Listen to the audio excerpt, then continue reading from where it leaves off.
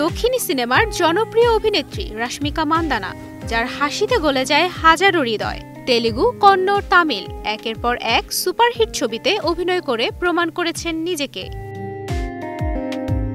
17 October Deepavali উপলক্ষে মুক্তি পাচ্ছে থামা। সিনেমাটির কেন্দ্রীয় চরিত্রে অভিনয় করেছেন রাশমিকা।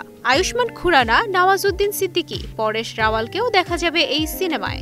আদিত্যের পরিচালনায় থামা নির্মিত হয়েছে কমেডি, রোম্যান্স আর হররের মিশেলে। ছবিতে রাশমিকা অভিনয় করেছেন তাদাকা চরিত্রে। অন্যদিকে আয়ুষ্মান খুরানা থাকছেন অলোকের ভূমিকায়, যিনি মানুষের আশা ভরসার শেষ প্রতীক।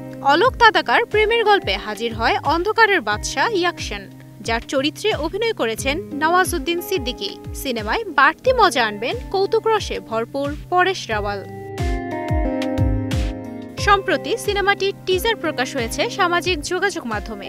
এরপর থেকেই আলোচনায় আসে রাশমিকার নতুন লুক। খোলা চুল আর তীক্ষ্ণ দৃষ্টিতে যেন ফুটে উঠেছে রহস্য। দক্ষিণ ভারতের ন্যাশনাল ক্রাশ খ্যাত রাশমিকা তার যাত্রা শুরু করেন 2016 সালে কিরিক পার্টি ছবির মাধ্যমে। এরই মধ্যে বলিউডে অভিনয় করেও কুড়িয়েছেন প্রশংসা। তার সাবলীল অভিনয়, প্রাণবন্ত এক্সপ্রেশন আর সৌন্দর্যে মুগ্ধ দর্শকরা। তুবাইশি বুশরা, স্টার নিউজ।